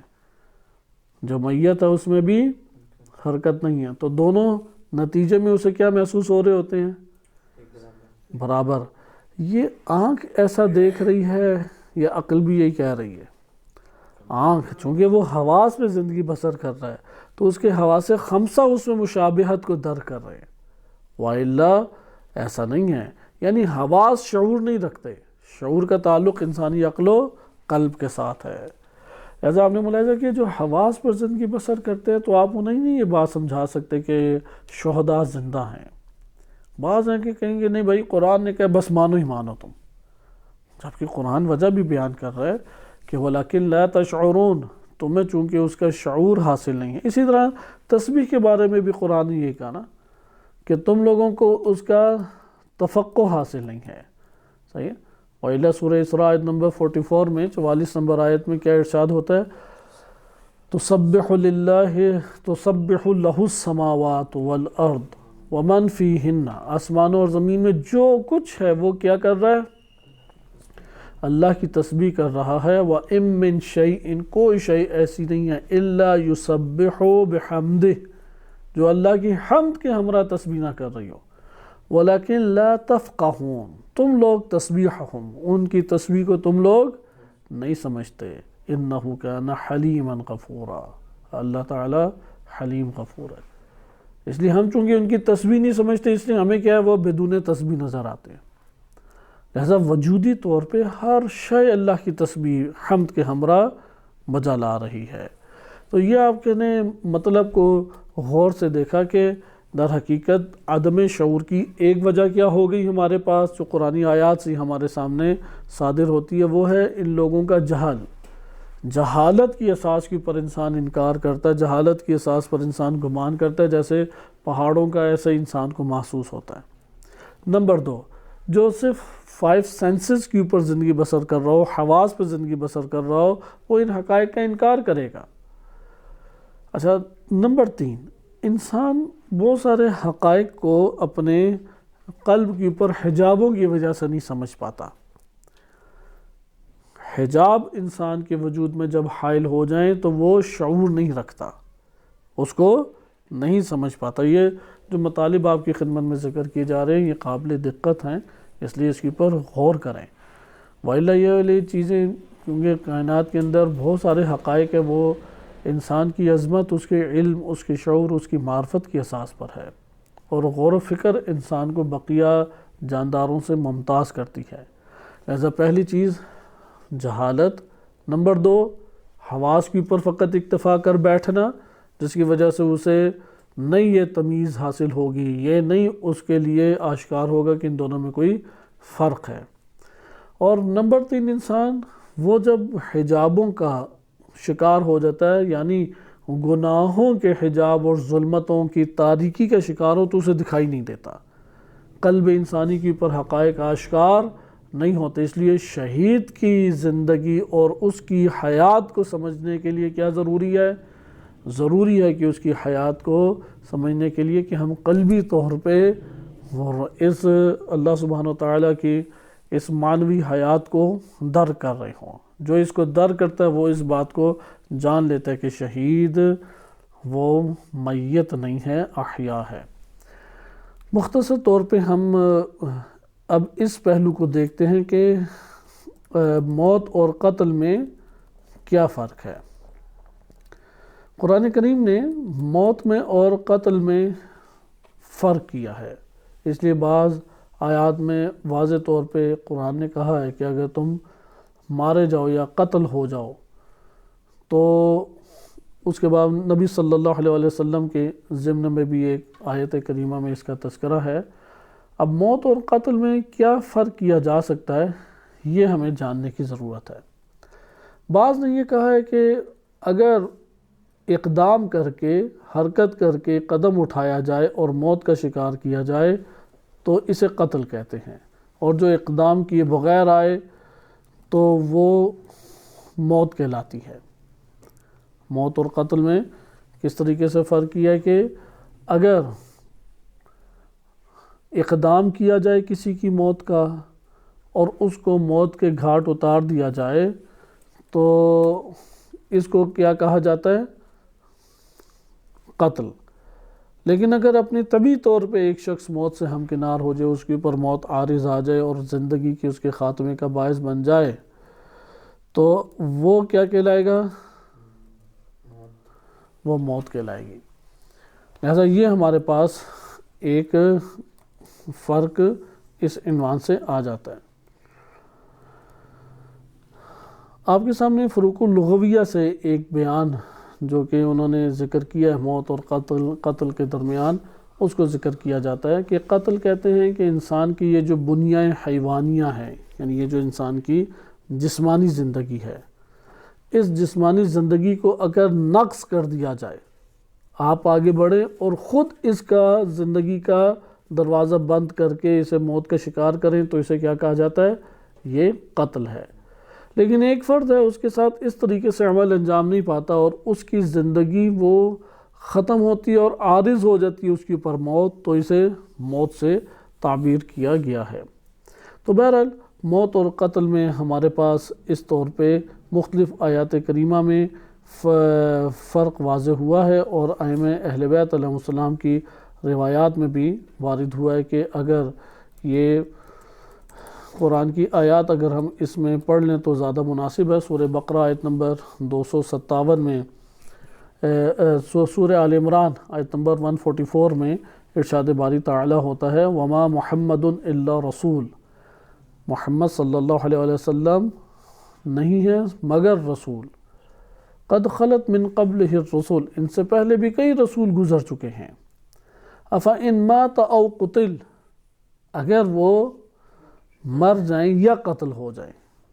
یہاں پہ دیکھیں، مر جائیں یا قتل ہو جائیں، او قتل انقلبتم علی اعقابکم، تو کیا تم واپس اپنے پاؤں پلٹ جاؤ گے اور جاہلیت میں چلے جاؤ گے؟ ومن ینقلب علی عقبیہ، جو بھی واپس پاؤں پلٹ گیا، فلن یضر اللہ شیئا، وہ اللہ کو ایک ذرہ بھی ضرر ہرگز نہیں دے سکتا۔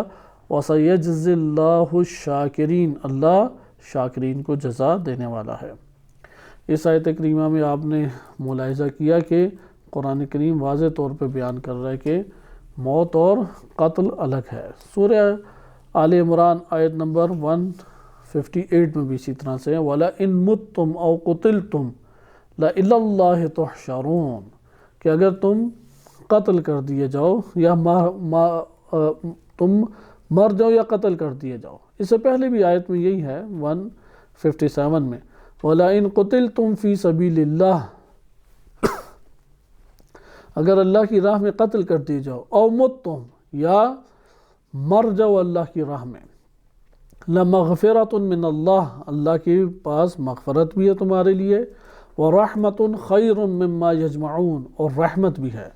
اور یہ جو اللہ کی لَمَغْفِرَةٌ مِّنَ اللَّهِ وَرَحْمَةٌ، اللہ کی مغفرت اور رحمت، وہ اس سے زیادہ بہتر ہے جو تم مال اس دنیا کے اندر جمع کرتے ہو۔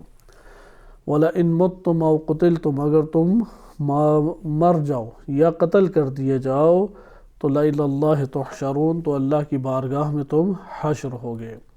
یہاں پہ ایک اہم نقطہ، کیونکہ ٹائم ہمارے پاس قلیل ہے اور چند احادیث کی طرف ہم ابھی منتقل ہوتے ہیں، کیونکہ قتل اور موت میں اگر ہم انہی ایک دو فروق کو فی الحال مد نظر رکھیں تو ہمارے لیے کفایت کرے گا کہ قتل کیا ہوتا ہے کہ اقدام کر کے کسی کی اوپر موت کو طاری کیا جائے، یہ کیا کہلاتا ہے؟ قتل۔ اور اگر کسی کے اوپر عارض ہو جائے، تبھی زندگی وہ اپنی بسر کر رہا ہے، یہاں تک کہ موت اس کے اوپر عارض ہو کے اس کی حیات کا خاتمہ کر دیتی ہے، تو یہ کیا کہلائے گی؟ موت کہلائے گی۔ اس جگہ پہ جو اہم نقطہ یہ ہے کہ قرآن کریم میں کلمہ شہید استعمال نہیں ہوا، قتل کے معنی میں نہیں ہوا، روایات اہل بیت علیہ السلام میں ہوا ہے۔ قرآن میں جہاں پر بھی کلمہ شہید آیا ہے وہ شاہد اور گواہ کے معنی میں ہے، لیکن جس جگہ پر بھی شہید جو ہمارے معاشرے میں رائج ہے، راہ الہی میں قتل ہونے والا، اسے قرآن نے مقتول کہا ہے، قتل کا لفظ استعمال کیا ہے۔ اچھا، اس کے بعد اگلا نقطہ ہم آ جاتے ہیں کہ فی سبیل اللہ۔ اب قرآن کریم نے جو احیاء کہا ہے، حیات سے کیا مراد ہے؟ کیونکہ قرآن کریم کی نگاہ میں حیات متعدد قسم کی ہے۔ بہرحال ابھی اس تک پہنچتے ہیں تو اس کا ایک جائزہ لیتے ہیں۔ تحسبن ولکن لا تشعرون، اس کو آپ جان چکے، سبب بھی جان چکے کیوں شعور حاصل نہیں ہوتا۔ وجہ ایک ہے کہ ہمارے پاس معلومات نہیں ہیں، جہالت ایک باعث بنتی ہے عدم شعور کی۔ دوسری وجہ یہ ہے کہ حواس خمسہ پہ زندگی بسر کرتا ہے، جبکہ شعور جس سے حاصل ہوتا ہے وہ عقل اور قلب انسانی ہے۔ اور تیسری وجہ گناہوں کے اندر ڈوبا ہوا ہونا ہے، جس کی وجہ سے اس کی آنکھیں باطن کی وہ نابینا ہو جاتی ہیں۔ نابینا ہونے کی وجہ سے وہ پھر شعور یعنی دقتوں والی چیزوں کو نہیں سمجھ پاتا، تو گناہ اس کے لیے حائل ہو جاتے ہیں۔ پھر قتل اور موت میں آپ نے فرق کو ملاحظہ کیا۔ راہ الہی کو ہم دیکھتے ہیں، فی سبیل اللہ، قرآن کریم میں یہ کثرت سے کلمہ استعمال ہوا ہے۔ ہمارے پاس قرآن میں دو اس طور پہ کلمات ہیں، ایک ہمارے پاس ہے صراط مستقیم اور ایک ہے سبیل اللہ۔ بس قتل اور موت کے حوالے سے آپ نے دیکھا سورہ آل عمران 157 اور 158 دونوں آیات ہیں، یا سورہ آل عمران 144 آیت ہے، لیکن اس جگہ پہ آپ نے ملاحظہ کیا کہ سبیل کی طرف آئے، صراط کا ایک طرف تذکرہ ہے اور سبیل کا۔ قرآن نے صراط کی جمع ذکر نہیں کی، اول صراط کی نسبت منفی کہیں نہیں ہے پورے قرآن میں، صراط کی نسبت اللہ کی طرف ہے یا راہ حق کے اوپر ہے، یعنی اس کا ہمیشہ مثبت استعمال ہے۔ صراط کا کیا ہے؟ ہمیشہ مثبت استعمال ہے۔ لیکن دوسری طرف اگر ہم آ جائیں، سبیل کی جمع بھی وارد ہوئی ہے اور سبیل ہر دو مثبت اور منفی استعمال ہے، سبیل الہی بھی اور سبیل شیطانی بھی ہمارے پاس موجود ہے۔ اس فرق کے ساتھ اب ہم آئیں، قرآن نے سبیل الہی یعنی صراط کا جب تذکرہ کیا تو صراط الہی نہیں کہا، کیوں؟ کیونکہ صراط ہوتا ہی نہیں ہے غیر اللہ کی طرف، اس کی نسبت نہیں ہے، اللہ اور اس کی حجتوں کی طرف نسبت ہے۔ ھذا صراطی مستقیم، یعنی اضافت مختلف آئی ہے لیکن اللہ کی طرف مختص کر کے اس کو دوسروں سے جدا کرنے کی نوبت نہیں ہے۔ صراط مستقیم آیا، ان ربی علی صراط مستقیم، حتیٰ کہ رب کے بارے میں آئے کہ وہ صراط مستقیم پر گامزن ہے، لیکن سبیل کے بارے میں یہ نہیں ہے۔ اس لیے صراط وہ ایک محکم اور وسیع معنی اپنے طور پہ رکھتا ہے۔ اچھا آ جائیں، علامہ طباطبائی رحمۃ اللہ علیہ نے صراط کے معنی پہ بڑی عمیق و خوبصورت بحث سورہ حمد میں کی ہے، صراط الذین انعمت علیہم میں، کہ صراط اپنے وجود کے اندر بندے کو آہستہ آہستہ جذب کر لیتا ہے۔ اس لیے صراط، سارے سبیل کس پر اکٹھے ہوتے ہیں؟ صراط پہ۔ سبیل کا رخ کس کی طرف ہوتا ہے؟ صراط کی طرف ہوتا ہے، اور صراط وہ حق اور اللہ سبحانہ و تعالیٰ تک پہنچانے والی راہ ہے۔ سبیل دونوں طرح سے ہو سکتے ہیں، اور پھر سبل بھی ہیں۔ قرآن نے کثرت سے، یعنی تقریباً 65 کے قریب جگہوں پہ سبیل اللہ کا تذکرہ ہے، 65 آیات میں اللہ کے راہ کی طرف ہے۔ اس میں صرف مجموعی طور پہ ہم ایک دو نقطے دیکھتے ہیں، کیونکہ اس کا مطلب سبیل اللہ ایک تفصیلی ٹاپک ہے۔ اب سبیل اور صراط، اس میں فرق بیان کرنا بھی مقصود نہیں ہے، کسی اور مورد میں آیا تو انہی مفسرین گرامی کے کلام میں انشاءاللہ تعالی آیات و روایات سے یہ مطلب ذکر کیا جائے گا۔ یہاں پہ جو بنیادی چیز ہے، کیونکہ ہم ظاہر آیت کو ہی مد نظر رکھ کے چلیں، اللہ کی راہ کو یہاں پہ اضافت کیا ہے، راہ کی اضافت نسبت اللہ سے ہے، لہذا جو راہ اللہ کی نہیں ہے اس کے اوپر اگر کوئی مارا جاتا ہے وہ احیاء ہونے کا حکم اور اللہ کے پاس رزق پانے کا حکم نہیں رکھتا۔ مثلا امام حسین علیہ السلام کے مد مقابل جو یزیدی لشکر تھا، جو طاغوتی لشکر تھا، یہ یزیدی طاغوتی لشکر، اس کے بھی بہت سارے افراد مارے گئے یا نہیں؟ واصل جہنم ہوئے، ہلاک ہوئے یا نہیں؟ ہوئے ہلاک۔ اب ان کی بھی کوئی سبب بنا اور اس سبب کی وجہ سے ان کے اوپر موت طاری کی گئی، لیکن یہ کیا احیاء ہیں اور عند ربہم یرزقون ہیں؟ تو اصلاً ایسا نہیں ہے۔ نہ یہ وہ مجاہدین ہیں جنہیں اللہ تعالیٰ نے قاعدین کے اوپر درجتاً فضیلت دی ہے۔ خلاصہ کلام، ضروری کیا ہے کہ جس کی اقدام کر کے موت کا خاتمہ کیا جائے؟ وہ ضروری چیز کیا ہے؟ اللہ کی راہ میں یہ قدم اٹھایا جائے۔ اور راہ الہی سے مراد کیا؟ ہم ایک روایت کا سہارا لیں گے، لیکن مختصر طور پہ اس کو قرآن کریم کے تناظر میں ایک دو بس نکات کی صورت میں دیکھ لیں۔ راہ الہی یعنی اللہ کی راہ سے مراد کیا ہے وہ جو اللہ تک پہنچائے عمل۔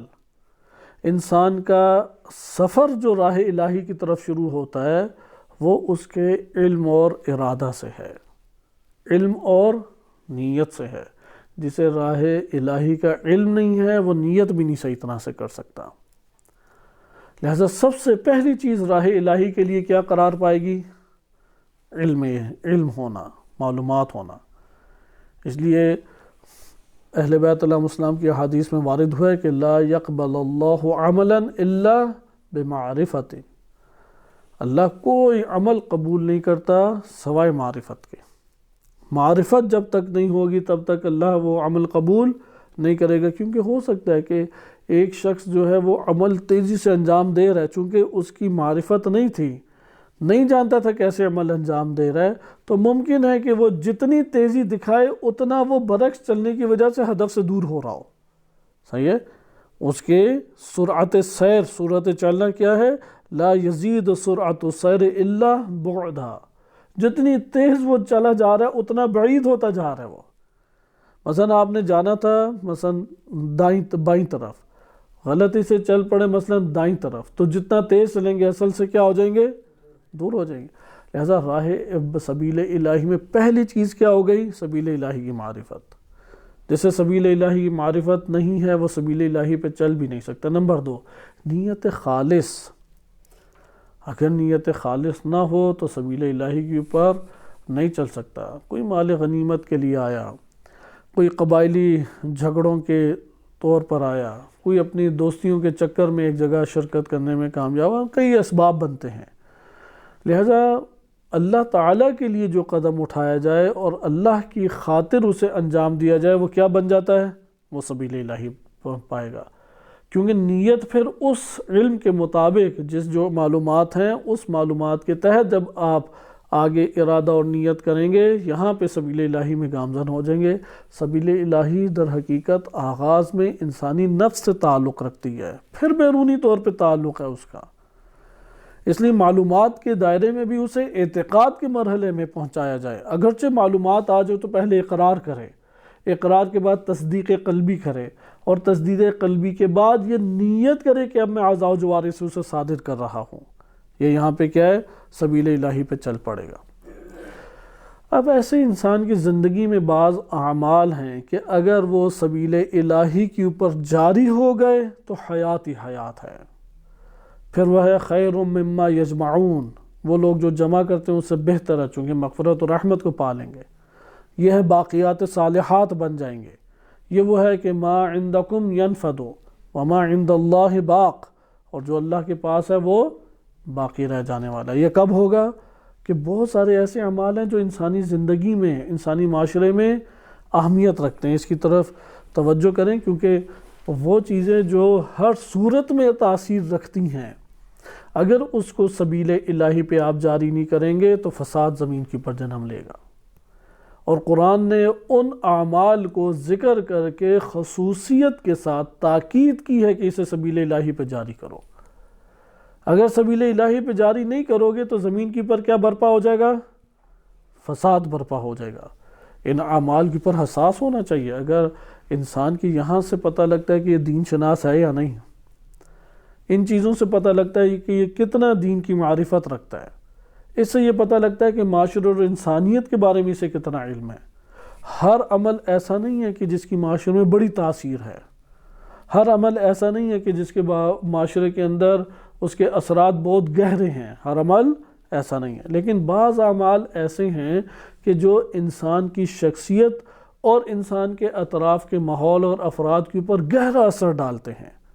اگر ان اعمال کو ہم سبیل الہی میں نہ صادر کریں، نہ ان اعمال کو جاری کریں، تو وہ زمین پر کیا؟ فساد پھیلانے کے مترادف بن جائیں گے، ہمیں بھی فاسد کریں گے اور دیگر ماحول اور افراد کو بھی فاسد کریں۔ ایک دو اعمال آپ دیکھ لیں، ان میں سے ایک یہی ہے۔ اب قتل ہو جاتے ہیں دنیا کے اندر، ہر انسان کی جو موت ہے وہ انہی دو صورتوں میں لکھی ہے، یا وہ میت ہے یا مقتول ہے۔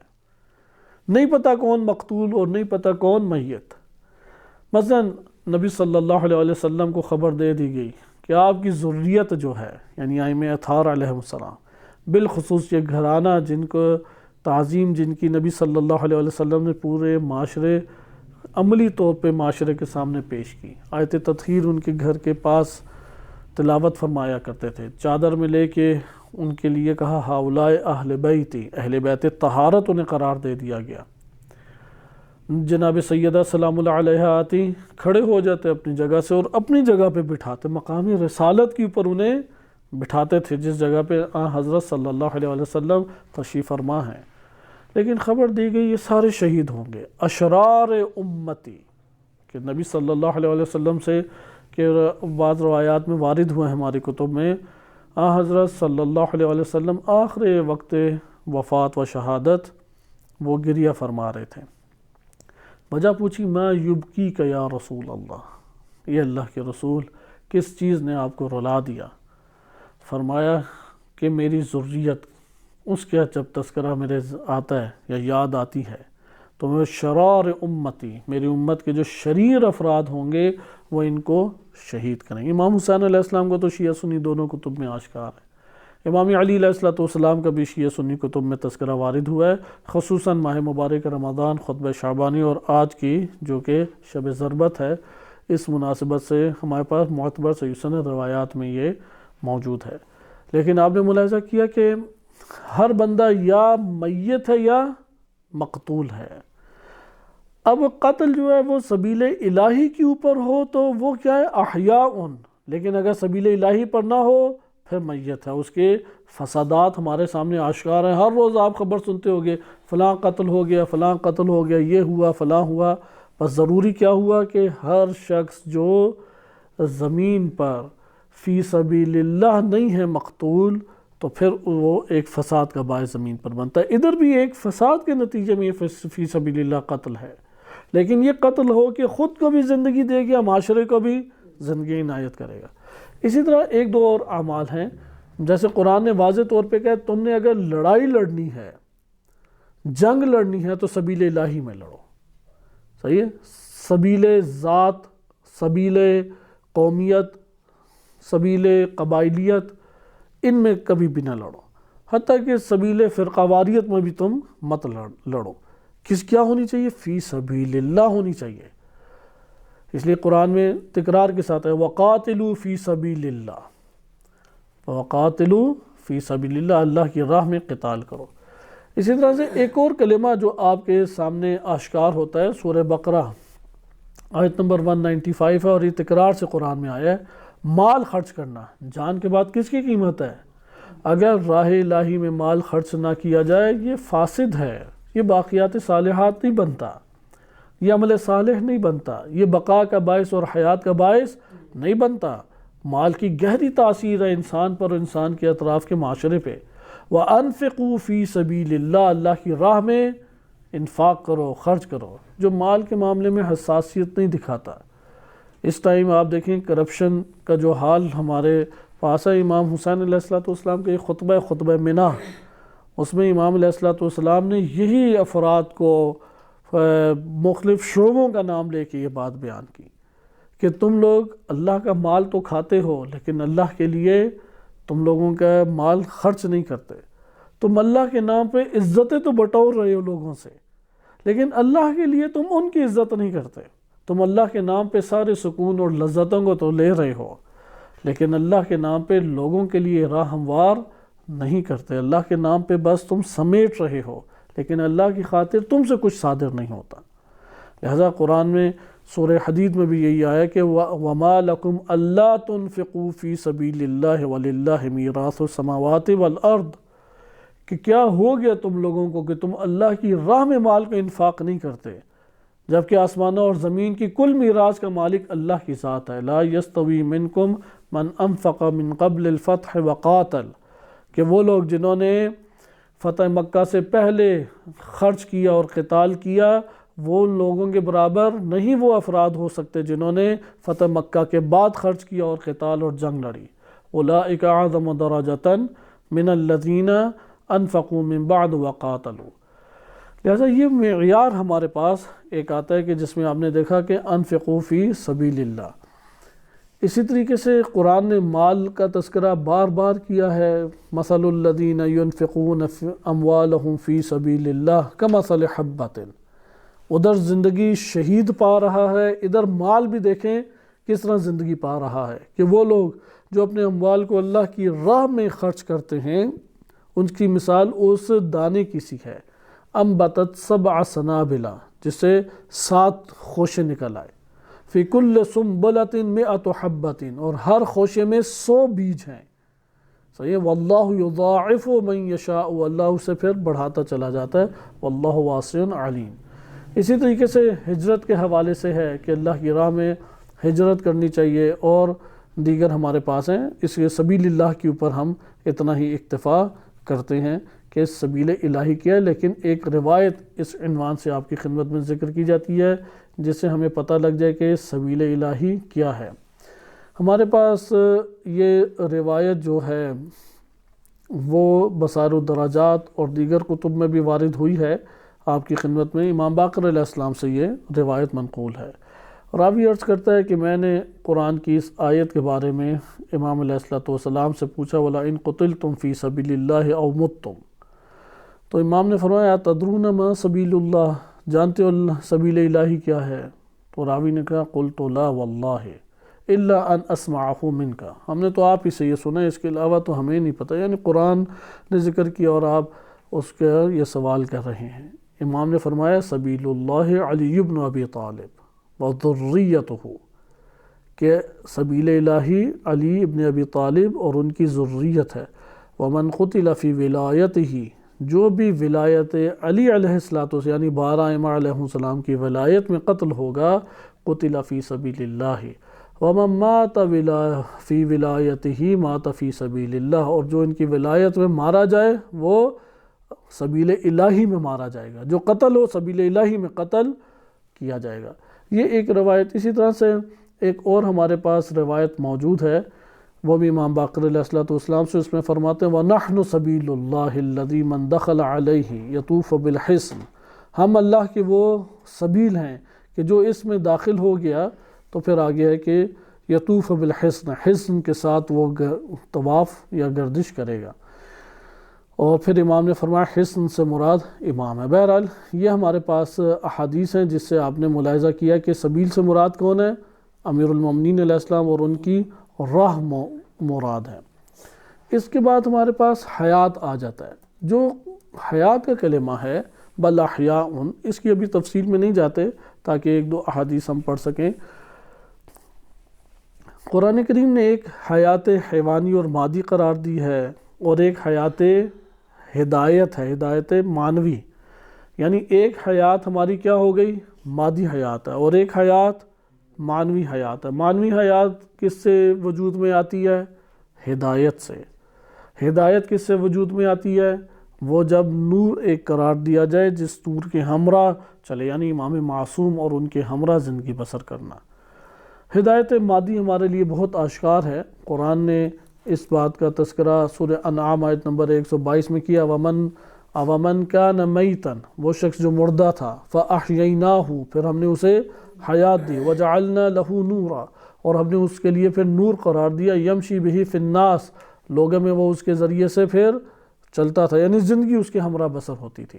یہ اس شخص کی مانند نہیں ہو سکتا کہ جو ظلمتوں میں پڑا ہوا ہے اور ظلمتوں سے نہیں نکل سکتا۔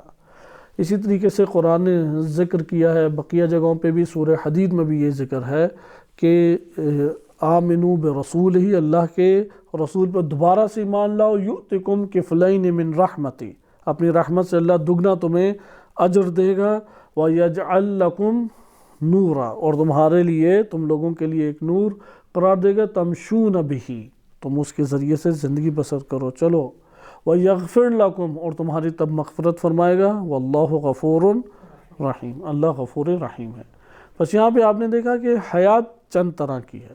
البتہ ادھر جو احیاء ذکر کیا گیا ہے، معنوی حیات تو بلا شک و شبہ شہید کے لیے باقی ہے چونکہ سبیل الہی میں وہ جا رہا ہے، لیکن ادھر رزق ایک اور طرح سے بھی ذکر کیا ہے، یعنی شہید ایک ایسی ہستی ہے جس کا مادی دنیا کے اندر حیات سے ایک تعلق قائم ہو جاتا ہے۔ جیسے ہم ایک حیات کو تو جانتے ہیں کہ شہید کی جو زندگی ہے، یعنی شہید اپنے آپ کو جو اس دنیا کے اندر قربان کر کے جا رہا ہے، وہ معاشرے کو ایک زندگی، ایک نو زندگی عطا کر کے جا رہا ہے۔ ہم یہاں پہ چند احادیث کی طرف منتقل ہوتے ہیں۔ اس کلمہ حیات کے اوپر اگرچہ بحث کی ہمارے پاس گنجائش تھی۔ خطبہ شعبانیہ میں نبی اکرم صلی اللہ علیہ وسلم اختتام خطبے میں امیر المومنین علیہ السلام ان سے سوال کرتے ہیں ماہ مبارک رمضان کے متعلق۔ یہ خطبہ ہے معرفت ماہ مبارک رمضان، بہترین طور پہ اس خطبے کے اندر وارد ہوئی اور معتبر خطبات میں سے ہے نبی صلی اللہ علیہ وسلم کے۔ تو اختتام خطبہ میں ہے کہ امیر المومنین علیہ السلام نے فرماتے ہیں کہ میں نے عرض کی خدمت رسول میں، یا رسول اللہ، ما افضل الاعمال فی هذا الشہر، شہر رمضان میں افضل ترین عمل کون سا ہے؟ یہی افضل ترین عمل آج کی رات بھی ہے، یہ ذہن نشین کرنا چاہیے۔ افضل ترین عمل اس رات میں کون سا، اس مہینے میں کون سا ہے؟ فرمایا یا ابا الحسن افضل الاعمال فی هذا الشہر الورع عن محارم اللہ عز وجل، اللہ عز و جل کے حرام کردہ چیزوں سے بچنا افضل ترین عمل ہے۔ لہذا حد اقل حرام کردہ چیزوں سے انسان خود کو بچائے، اجتناب کرے۔ ثم بقا، پھر گریہ فرمایا نبی صلی اللہ علیہ وسلم نے۔ تو امام علی علیہ السلام فرماتے ہیں میں نے عرض کی یا رسول اللہ ما یبکی کا، کس چیز نے آپ کو یہ اللہ کے رسول رولا دیا؟ فقال یا علی ابکی لما یستحل منک فی ھذا الشہر، اس شہر میں آپ کا خون حلال کر دیا جائے گا، اس تذکرے نے مجھے رلا دیا۔ کأنی بکا وان تصلی لربک، گویا کہ میں تمہارے ساتھ ہوں، وانی تصلی لربک، اور تم اپنے رب کی عبادت کر رہے، نماز پڑھ رہے ہو۔ وقد انبعث اشقى الاولین والآخرین، تو شقی ترین اول و آخرین میں شقی ترین انسان وہ سامنے آئے گا، شقیق و عاقر ناقۃ ثمود، جو جناب صالح علیہ السلام کی اونٹنی، قوم سمود کی اونٹنی کی کونچے اور پاؤں ٹانگیں کاٹنے والا شقی ترین انسان تھا، اس کی مانند وہ سامنے آئے گا۔ فضربک ضربۃ علی قرنک، اور آپ کے بالکل درمیان میں، سر کے وسط میں وہ ایک ضرب لگائے گا، فخضب منها لحیتک، اور جس سے آپ کے جو داڑھی ہے، ریش مبارک ہے، وہ خضاب کر لے گی۔ قال امیر المومنین فقلت یا رسول اللہ وذالک فی سلامۃ من دینی، یعنی امام علی علیہ السلام کو دیکھیں کس چیز کی پریشانی ہے۔ خود ایک معروف عالم دین ہیں، وہ بیان فرماتے ہیں، بلکہ یہ سید ہاشم الحیدری حافظہ اللہ تعالی، معروف ترین عراق کے عالم دین ہیں، وہ کہتے ہیں کہ میں ایران اور عراق کے تقریباً تمام بزرگ شخصیات اور مراجع کے پاس گیا اور سب سے ان سے پوچھا کہ ایک دعا کی مجھے نصیحت فرمائیں، ایک دعا جو آپ کی طرف سے حرف آخر ہو کہ میں حتماً و حتماً اس کو مانگوں، اسے پڑھوں۔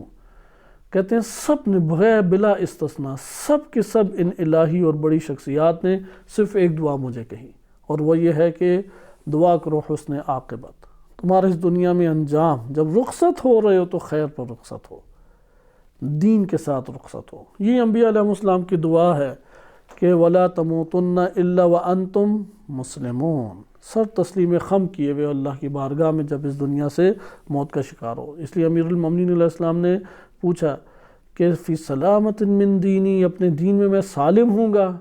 نبی صلی اللہ علیہ وسلم نے فرمایا فی سلامت من دینی کا، فوراً تائید فرمائی کہ آپ اپنے دین پہ سالم ہوں گے۔ ثم قال، پھر فرمایا حضرت صلی اللہ علیہ وسلم نے یا علی من قتلک فقد قتلنی، جس نے آپ کو قتل کیا اس نے مجھے قتل کیا، ومن ابغضک فقد ابغضنی، جس نے آپ کو غضبناک کیا اس نے مجھے غضبناک کیا، ومن سبک فقد سبنی، جس نے آپ کو گالم گلوچ کیا، توہین کی، اس نے مجھے گالم گلوچ کیا۔ لأنک منی کنفسی روحک من روحی، گو کہ آپ انک منی، آپ مجھ سے ہیں، کنفسی، جیسا کہ میرا نفس ہے، جیسا کہ میرا نفس مجھ سے ہے، اسی طرح اے علی آپ مجھ سے ہیں، یعنی نفس رسول ہیں، یعنی نبی صلی اللہ علیہ وسلم کے نفس کی جو نسبت ان کی ذات سے ہے وہی نسبت علی علیہ السلام کو نبی صلی اللہ علیہ وسلم سے، اور یہ صحیح سند روایت ہے، تمام ہمارے محدثین نے اس حدیث کو صحیح اور معتبر قرار دیا ہے۔ پھر آگے فرماتے ہیں کہ روحک من روحی، میری روح سے آپ کی روح ہے، وطینتک من طینتی، میری طینت سے آپ کی طینت ہے۔ ان اللہ تبارک و تعالی خلقنی و ایاک، اللہ تبارک و تعالی نے مجھے اور آپ کو خلق فرمایا، واصطفائی و ایاک، اور واصطفانی و ایاک، اور مجھے چنا اور آپ کو چنا، و ایاک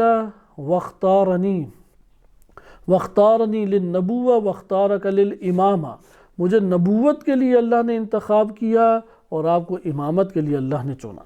فمن انکر امامتک، جس نے آپ کی امامت کا انکار کیا، وہ فقد انکر نبوتی، اس نے میری نبوت کا انکار کیا۔ یا علی انت وصیی و ابو ولدی، کہ آپ وصی ہیں اور میری اولاد کے باپ ہیں، زوج ابنتی، اور آپ میری بیٹی کے شوہر ہیں، وخلیفتی علی امتی فی حیاتی و بعد موتی، میری زندگی اور میری موت میں آپ ہی میرے خلیفہ ہیں۔ امر کا امری، آپ کا امر میرا امر ہے، ونہی کا نہی، جس سے آپ نے منع کیا وہ میری طرف سے بھی ممنوع ہے۔ اقسم بالذی بعثنی بالنبوۃ، اس ذات کی قسم جس نے نبوت کے ساتھ مجھے مبعوث کیا، وجعلنی خیر البریہ، اور مجھے خیر البریہ سب سے بہترین خلقت قرار دیا، انک لحجۃ اللہ علی خلقی، اللہ کی خلقت میں، اللہ کی تمام مخلوق پہ آپ اللہ کی حجت ہیں، وامینہ علی سری، اور اللہ کے سر میں کہ امین ہیں، وخلیفتہ علی عبادی، اور اللہ کے بندوں پر اللہ کے خلیفہ ہیں۔ یہ آپ نے دیکھا کہ شہادت امیر المومنین علیہ السلام کا تذکرہ کس طریقے سے بیان کیا نبی اکرم صلی اللہ علیہ وسلم نے۔ اسی طریقے سے ہمارے پاس آخری یہ بس ایک دو روایات کو آپ ملاحظہ کریں کہ جس میں ذکر کیا ہے کہ نبی اکرم صلی اللہ علیہ وسلم ان کی شخصیت اور ان کی ہستی بھی اس کو شہید سے تعبیر کیا گیا ہے۔ ہمارے پاس متعدد ایسی احادیث ہیں، ان میں سے ایک حدیث ذکر کی جاتی ہے، اور الکافی سے ہی یہ حدیث آپ کی خدمت میں ذکر کی جا رہی ہے کہ جو امام غالباً تقی علیہ السلام سے، امام تقی علیہ السلام فرماتے ہیں کہ امیر المومنین علیہ السلام کہ ایک دن خلیفہ اول نے کہا، لا تحسبن الذین قتلوا فی سبیل اللہ امواتا بل احیاء عند ربہم یرزقون۔ تو امام علی علیہ السلام کیا فرماتے ہیں کہ واشہد ان محمدا رسول اللہ مات شہیدا واللہ لا یأتینک فایقد اذا جاءک فإن الشیطان غیر متخیل، کہ یہ امام علی علیہ السلام فرماتے ہیں کہ نبی صلی اللہ علیہ وسلم اس دنیا سے جب رخصت ہوئے تو شہید اس دنیا سے رخصت ہوئے۔ بعض ہمارے علماء نے اس بنیاد پہ یہ بھی کہا ہے کہ نبی اکرم صلی اللہ علیہ وسلم زہر کے ذریعے سے شہید کیے گئے، اس روایت سے ایک استدلال قائم کرتے ہیں، اور اس سے یہ بھی ہو سکتا ہے کہ جو نبی اکرم صلی اللہ علیہ وسلم کی زندگی مبارک تھی، ان کی زندگی کا خاتمہ بھی شہادت ہی تھا۔ تو بہرحال پھر آگے ایک واقعہ ہے، اور اس میں انہیں یقین نہیں آیا خلیفہ اول کو، تو انہیں ہاتھ پکڑا امیر المومنین علیہ السلام نے، اور انہیں نبی اکرم صلی اللہ علیہ وسلم کے سامنے لائے، زیارت کرائی۔ تو انہوں نے کہا کہ نبی اکرم صلی اللہ علیہ وسلم نے فرمایا کہ ابو بکر آمن بعلی وباحد عشر من ولدہ، علی علیہ السلام اور ان کی 11 جو ان کے فرزند ہیں ان کے اوپر ایمان لاؤ، انہم مثلی الا النبوہ، نبوت کے علاوہ تمام چیزوں میں وہ میری مثل ہیں، یعنی میرے مشابہ مثل ہیں، وَتُبْ إِلَى اللَّهِ مِمَّا فِي يَدِكَ، اور جو تمہارے ہاتھ میں ابھی ہے اس سے توبہ طائب ہو جو اللہ کی طرف، فَإِنَّهُ لَا حَقَّ لَكَ فِيهِ، اس میں تمہارا کوئی حق نہیں ہے، قَالَ ثُمَّ ذَهَبَ فَلَمْ يُرَى۔ تو یہ ہمارے پاس ایک روایت تھی کہ جس میں آپ نے دیکھا کہ حضرت صلی اللہ علیہ وسلم کی طرف بھی یہ نسبت موجود ہے کہ نبی اکرم صلی اللہ علیہ وسلم وہ بھی ان کو شہادت سے یا شہید سے تعبیر کیا گیا۔ بس اللہ کی راہ میں جو شہادت ہے وہ شہادت ایک عظیم سرمایہ ہے، وَفَوْقَ كُلِّ ذِي بِرٍ بِرٌ حَتَّى يُقْتَلَ فِي سَبِيلِ اللَّهِ، ہر نیکی سے بڑھ کر ایک نیکی ہے یہاں تک کہ اللہ کی بارگاہ میں قتل کر دیا جائے۔ فَإِذَا قُتِلَ فِي سَبِيلِ اللَّهِ، جب اللہ کی راہ میں قتل کر دیا جائے، فَلَيْسَ فَوْقَهُ بِرٌ، اس سے اوپر کوئی نیکی نہیں ہے۔ تو یہ ہمارے پاس اور بھی کئی روایات اہل بیت علیہ السلام ہیں شہادت کے حوالے سے۔ امام سجاد علیہ السلام کا ایک معروف جملہ ہے کہ شہادت کا منظر ہمارے لیے اجنبی یا غیر مانوس یا ہمارے لیے وحشت ناک دہشت ناک نہیں ہے، بلکہ قتل ہونا ہماری عادت ہے اور ہم اسے عزت اور کرامت سمجھتے ہیں۔ امیر المومنین علیہ السلام کی دعا ہوتی تھی، اور آج کی رات میں بھی یہ دعا تمنا شہادت کی پہلے دعا کریں، اور اس رات کی دعائیں ہیں کہ ہمیں منازل شہداء اللہ تعالیٰ عنایت فرمائے۔ امام علی علیہ السلام سے منقول روایت ہے کہ 1000 ضربے میرے اوپر سر پہ لگائی جائیں اور پھر مجھے زندہ کیا جائے، پھر ضربے لگا کے مارا جائے، پھر زندہ کیا جائے۔ تو یہ بار بار ضربے لگ کے دوبارہ زندہ ہو کے مرنا قبول ہے، لیکن بستر کی موت مرنا قبول نہیں ہے۔ صلی اللہ علیہ سیدنا محمد و آلہ طاہرین۔